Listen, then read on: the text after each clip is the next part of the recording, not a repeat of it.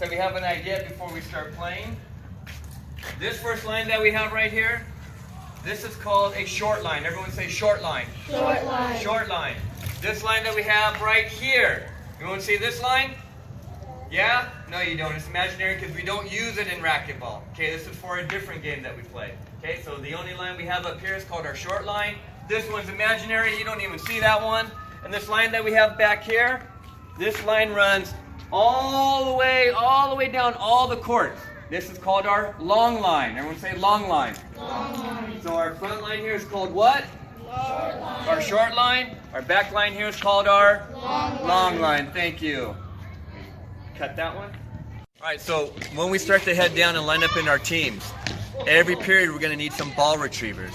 Now a ball retriever is someone who's going to stay up on the blacktop and they're going to line themselves up on the fence up there.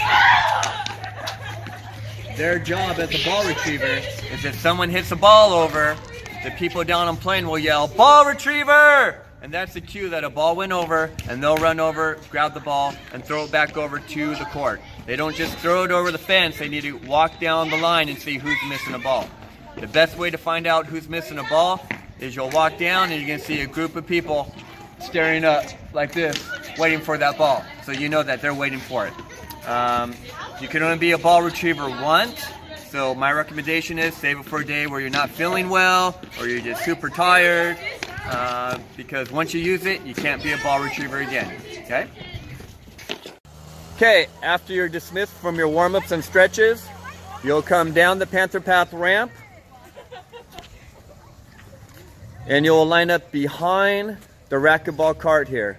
Groups of 3 will line up in the front and they will be shoulder to shoulder, just like these students are doing.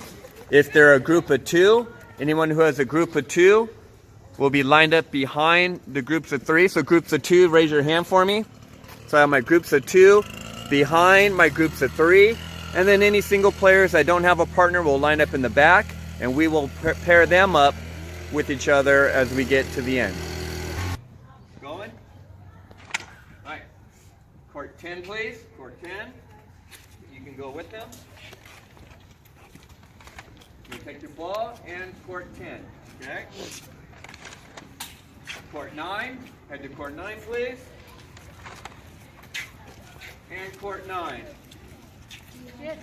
Single players. You two will be a team. Court 8, please. 2 single players. You'll form a team. Court 8. When you have your equipment and you come onto the court here, there's a safety rule that we need to do. You guys have all played Wii before, right? Yes. Does this little string look familiar? Yes. Yes. I want to make sure my wrist goes inside that string and I grab my handle like so. Okay? Because when I'm playing racquetball and I swing the paddle, I'm sure you've all done it, playing Wii, you didn't have your string on, you went to hit a ball on Wii, your little hand goes flying off and hits your mom in the head or something. Okay? She yells at you. We need to make sure we have safety. That way, if I accidentally let go of this handle, it's still on my wrist. Okay? And what I like to tell my students is, if this string is kind of big like this one, you give it a twist or 2. That way it's nice and tight around your wrist. Okay? So safety first. Make sure you're aware of the people around you. If you got someone right behind you, don't backswing hard and whap them in the head. There's going to be 4 people on the court at a time, so we need to make sure we have enough space and we know who's around us. Okay? Cut.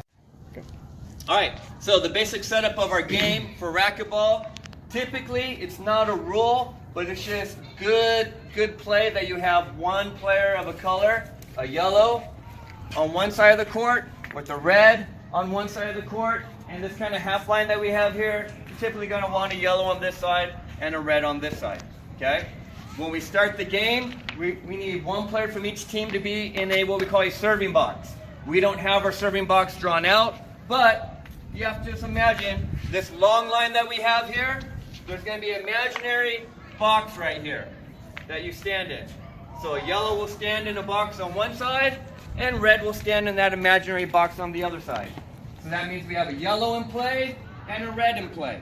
Okay? Now when you serve the ball, you're going to bounce the ball on the ground like so, and you're going to hit it up against the wall. So if she had the ball, she would drop it, serve it up against the wall, up against the front wall for me. Do it again.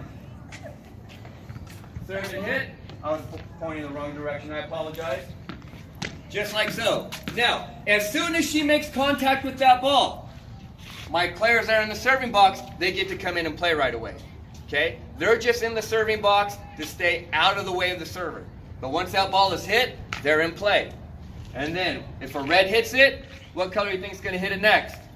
Yellow. A yellow. And then a what? Red. And then a? Yellow. And then a? Red. Good. It can't be red, red. That's a point for the other team. It can't be yellow, yellow. That'll be a point for the red team. Okay, so you need to alternate colors. Now, he can hit it, she can hit it, back and forth, and these guys never hit it. That's possible, but if the ball is on this side and it's red's turn to hit it, red's going to probably come over and get it. Okay, let me borrow your paddle. If it is red's turn to hit it, come on out and pretend you're going to hit a ball, imaginary ball coming at you, and it's on her side, it would be bad technique, bad teamwork for me to run in and go, oh, I got it instead, and run in front of her. Okay, I don't want to do that. I don't want to get in her way. Okay, it's probably going to be a bad hit on me, and it's going to mess up her hit. Would you guys agree with that? So if the ball's on that side and it's red's turn to hit it, she should probably be the one to hit it. Correct? Correct. Correct. Okay. Now, this rule only applies when you're serving. Okay? The ball must always hit the front wall first on the serve before it hits any of the side walls. Okay? The ball must always hit the front wall first, even if it's not a serve, before it hits the ground. And what I mean by that is, I can't play handball. You know when you use the big red ball and you hit up against a wall? Well, if I'm going to hit that front wall, I don't hit the ground first. It's not like this. You see how it went ground wall? It needs to go from my paddle to the wall, and then it can hit the ground.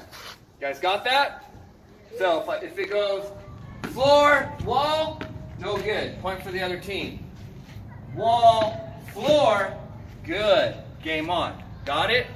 So that's every hit. So even if I hit it, paddle, wall, and he hits it, wall, floor, I hit it, wall, floor, it's good until someone hits the floor first. Okay? If the ball hits that fence up there, that's a point for the other team. That's out of bounds. If it goes over the wall, out of bounds, point for the other team. Now some other rules that we have on our serving. We're going to think about our short line and our long line. On my serve, I'm always going to call the score out. So right now the score is 0-0. So I'm going to say 0-0 service. I always bounce it first on my serve. Leaves my paddle, hits the wall. That ball needs to go past the short line. If I serve it and it goes before the short line on its first bounce, it's called a short. What's it called? Short. A short. If I serve the ball, it bounces off the wall, and the first bounce is past the long line. What do you think it's called? Long. A long. If I hit a short or a long on my serve, it's a reserve. It's not a point. Got that? Yes. If I hit another one, a short or a long, then it's a point. So I get one boo-boo. So I can hit a short, it's a reserve. If I hit a long, it's a reserve. But if I hit a short and a short, it's a point for the other team. If I hit a long and a long, it's a point for the other team. If I hit a short, then a long, point for the other team. Or long and short, point for the other team. Got it? So you get one boo-boo. On your second one, any combination of, it's a point for the other team and they get to serve. Okay? Now, let's imagine our game going on. You serve for me. He's going to call the score out because we always call the score. Let's say you're winning 1-0. Go ahead. 1-0. 1-0. He serves. Good. It bounces off the wall, and that is good. Okay? It can bounce off the side wall on the serve as long as it hits the front wall first. After the serve, I can bounce it off the side wall here. I can do this. Side wall. Oh, that would have been bad. Let me try that one again. Side wall. Front wall. That's good. And then bounce off that side wall and he could hit it. This game gets pretty crazy because it starts bouncing off walls. Okay? But once it hits the ground once, he has to hit it before it bounces the ground twice. Okay, so he's got to be kind of paying attention to the angle of the ball and kind of guess where that ball is going to land. Okay. Now, if I served, no, he just served, he scored a point. It is now 2-0. He's going to call the score out again. 2-0. 2-0 service. Good, hits a good serve. I hit it hard, boom, bounce it off the wall, bounces off his head, hits the ground. I scored a point. The score is now what? 1-2. So now I get to serve. I call 1-2 service. I hit a spinner ball, boom, bounces off, hits him in the air, hits the ground. He falls on the ground. I score another point. The score is what? 2-2. 2-2. So I'm going to call 2-2 service. I serve, and oh, I messed up. It hit the floor first. Now it goes back to yellow. What's yellow score now? 3. 3-2. But didn't he already serve? Yeah. He already served, right? So it's not fair that he gets to serve the whole time and poor yellow standing there waiting. Okay? So yellow will then go into the box over there. Yellow will come into play. I'll go into the box, and our red will be into play. Okay? But we're sorry. That's good. So you always want a yellow on one side, red on one side. Okay? Now, yellow gets to serve from the other team now. And he'll keep serving until he messes up, which he did. So then red will get to serve now. Go ahead, red. Red will take the ball. She'll call out the score. I think it's, 4-3 or something like that. So she calls the score out. 4-3 service. A lot of pressure on her. Good. Now, let's say she messed up, which she did not. She scored a point. But if she messed up, whose turn would it be to serve now? Yellow. Yellow. But didn't he already serve? Yeah. Yeah, he just served. So now you'll come in over here where I am. I'll come in. You'll stay over there. Now you go in the serving box. the other side. Okay? You see how that happens? So when it's time for the other team to serve, if they just got done serving, then the other team, the person that was in the serving box will then go in and they'll be able to play. Okay? Rolling. Okay. When I'm hitting, let me borrow your paddle for a moment. When I'm hitting the ball, like I said, on a serve, the serve, it must hit the front wall first, and then it can hit a sidewall. After the serve, it can hit the sidewall first. Okay, and it starts to get a little tricky. So, if someone served it to me, bounced off the wall, and I go to hit it, I can hit it.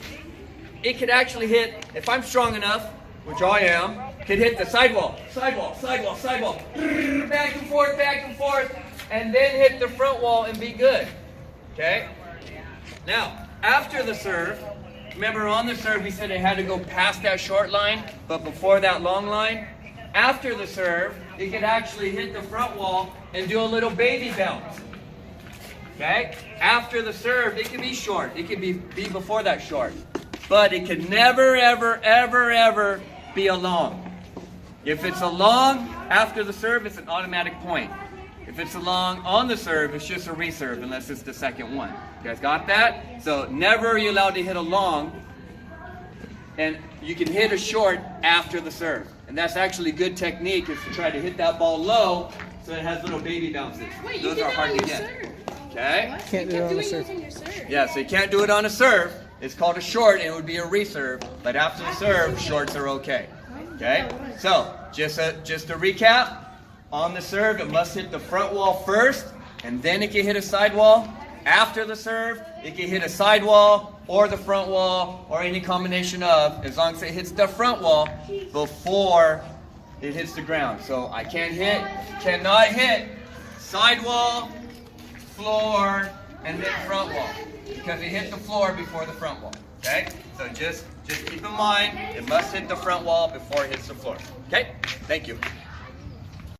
Now, when we begin our tournament play, as you can see, we have courts numbered. We have court number 10, court 9, all the way down to court number 1. We do not use court number 1 because court number 1 is too close to the fence. So if the ball goes over the wall on court number 1, we lose it in the ditch. Okay, so court 1 doesn't really exist. So court number 2 will be our last court that we use. Okay, so court 2 is our last court. Court 10 we consider our championship court. Court number 2 we consider our I hate to say loser court, but our not so good at racquetball yet court. Okay, So when we begin our rotation, our goal is to be the last team to win on court number 10. If you're the last team to win on court number 10, you will win bonus points for the day. Okay? Now, how our rotation goes, we'll play 2 to 3 minute games. When you hear me blow the whistle and yell for rotation like so, rotate! That will be the cue that the 2 or 3 minutes is done, and you will then rotate. If you win on your court, you will rotate up 1 court. So if I was on court number 9 and I won, I would go to court number 10. If I was on court number 10 and I lost, I would rotate down to court number 9. If I was the winning team on court number 10, the very last court, there's nowhere to rotate up to, so I will stay there. If I'm on court number 2, or whatever court is last for that day, if you lose on court number 2 or the last court, you will stay there because there's nowhere to rotate down to. So you stay on court number 2. Okay? So we're going to give a sample rotation for our purpose. Green, when I say rotate, you're going to be the winners. You'll rotate up 1. Yellow, you'll be the losers. You'll rotate down 1. Blue, you'll be the winners. You'll rotate up 1. Yellow, you'll be the losers. You'll go down 1. And red, you'll be the winners here. You stay here because there's nowhere to rotate up to. Okay? So, imagine you're playing right now. Do a fake plane, swinging that paddle around. 2 minutes is up. I'll yell, rotate. You'll rotate up or down. Take your paddles with you. And as you see, now you have new players. I will then do a countdown. 5, 4, 3, 2, and then you'll start your new game. Okay? Now, as you can see, we had an extra player here. We had a team of 3. He was on the yellow team. Okay? When we rotate, the extra player that was sitting on the fence, staying out of the way, when we rotate, he'll go in and take a paddle from someone. So if you're in a team of 3, every time you rotate, the person on the fence will come in, the person who took the paddle will go out, and then we'll play again. When we rotate again, she'll come in and take the paddle from the person that hasn't been out, and then she'll sit on the fence. That way they only stay out 1 game and you get to play for 2 in a row. Okay? Now, once we start playing again, we'll rotate again. If you're a loser before, you're going to be a loser again. Winner will be a winner again. Okay? Ready? You guys are going to actually move up. Ready? Rotate. Winner goes up. Losers go down. It should take about 10 seconds or so to rotate. Then I'll do a countdown again. 3, 2, 1. And now you're playing again. Okay. Okay, so at the end of the game, when we do our rotation, if it happens to be a tie, okay, more than likely, unless there was some confusion on the court and some arguing and they wasted some time, it's not going to be 0-0. There's going to be a score. If it happens to be 0-0 because of some confusion that went on, rock, paper, scissors will win it. Okay, but that's hardly ever going to happen. The tiebreaker that's probably going to happen is like a 5-5 score or a 10-10 score. The tiebreaker is the team that scored the last point. So if it's 10-9 and the team that has 9 scored a point to tie it up and I call time, the team that had 9 scored the last point to tie it up, so they actually win, so they will move up as a winner. Okay, so the team that scored the last point in a tie wins the tiebreaker. Okay, so at the end of the day, when our period is done, we'll collect all equipment. Do not come to me with your equipment. I will come to you, okay? So we'll go to court number 10. Court 10, please give me your ball. Thank you. You may put your paddles away and head back up to the blacktop. Court number 9. Thank you. You may put your paddles away and head back up to the blacktop. Okay, guys. Court number 8, ball please. Thank you. You may put your paddles away, head up to the blacktop. Please remember that when you put your paddles away, you put them away nice and neat. You just don't throw them on top. They go inside the square. Show them over there where the squares are. You're going. All right, so just a couple more rules before we end our video today. We're going to have some players that are tempted to bang their paddle on the wall like that. That is a no-no out here. It starts to ruin our wall, and it starts to put a little edge on our paddle, which makes it useless to play racquetball with, because now it has an edge that the ball could bounce off of. When we do our rotation, like our people demonstrated for us, we're going to take our paddle with us when we rotate, but our tennis ball will stay on the court. So when it's time to rotate, I'll put my tennis ball down, I'll rotate, and the new teams that come in will have a tennis ball waiting for them, okay? If the tennis ball goes over this back fence here, it's your responsibility to go get that tennis ball, but I'll try to have a couple extra ones, so if it goes over the fence, I'll toss you a new one so you can start playing right away, and I'll grab that other one. But if I'm way down on the far side of the field and your tennis ball comes over here, it'll be a lot quicker for you to go get it than for me to, okay? So keep that in mind.